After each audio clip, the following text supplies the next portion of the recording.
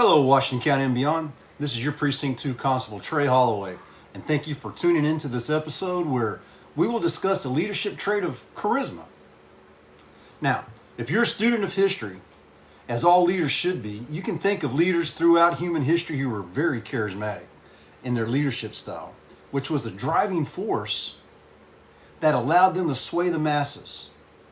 When it comes to charisma, your first impression can seal the deal and be everlasting.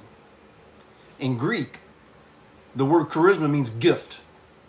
Everyone has a certain degree of charisma, but we as leaders are called to share our gifts, and by being others-oriented, we create a personal environment where people feel safe and valued. Effective leaders do well to develop some level of charisma. Leaders who think about others and their concerns before thinking of themselves quickly enhance their charisma. People will tend to draw close to a leader who enjoys life. It's been said several times that positivity attracts positivity. As a leader, you should be a celebrator, not a complainer. A solution finder, not a problem maker. Trust me, problems will come your way. There is no need to make any. One of your leadership goals should be to build or help build a healthy organization. The most effective way to do that is by being the type of person you enjoy being around. The people who are drawn to you is a telling sign of your charisma or the gift that you have to offer. It's not a personality contest, it's a reality contest. Give the people around you the real you. As a leader, you should always give your best to other people. And in return, you should also expect the best of other people. One way you can do that is to encourage the people around you and help them reach their potential. I've often been asked, what was the greatest accomplishment of my law enforcement career? And hands down, that answer is employee development. As I look back over my career and at the hundreds of officers and employees I was honored to have under my command, it is exciting to see where they have gone in their own careers and professional development.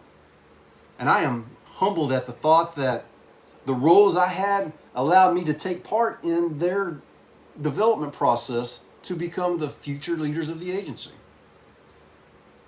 Charismatic leaders are dealers in hope. They're hope dealers as opposed to dope dealers. Leaders, hope is free. It costs you nothing, but the reward is immeasurable. To build on your charisma, start sharing of yourself with others in a respectful and welcoming way. Your people need to know who you are. So share who you are.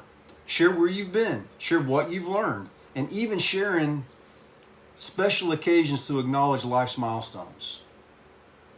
Something you need to be made aware of is that there are some roadblocks to developing charisma and repelling people away from your leadership that you need to be made aware of. They are pride, insecurity, moodiness, perfectionism, and cynicism. Do your best to navigate away from these qualities. But I'll say this, I don't know a good cop, including myself, who is not hardwired for cynicism. It's what helps us to get to the truth, to sort facts from fiction, and work toward justice for victims. But our experience and maturity helps us to apply our cynicism in a healthy and helpful way. Here's some challenges. As you continue your leadership journey, start paying closer attention to your conversations. How much of that conversation is focused on you versus the other person? Tip the balance in favor of focusing on others while you share the meaningful parts of you. When meeting new people, work hard to make a good first impression. Start by learning their name, focus on their interests, and be positive. Then, share your resources with other people. Your resources are your time, your talent, and your treasures. Your resources add value to the lives of others. Leaders, as you go about your busy days, remember that your influence is contagious, and the impressions you leave on others can either help or hurt you and your organization. Now, we have the opportunity to make first impressions every day. Whenever you respond to a call, you're making a first impression. In our line of work, we call that command presence. How you handle that initial encounter when you arrive on scene will usually determine the outcome of that interaction. I like this quote. by the late Will Rogers concerning first impressions. He said, "You never get a second chance to make a first impression."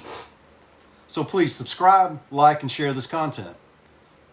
Thank you for watching this video, and I hope you got something out of it to help enhance your leadership journey. So until next time, take care, God bless, and be safe.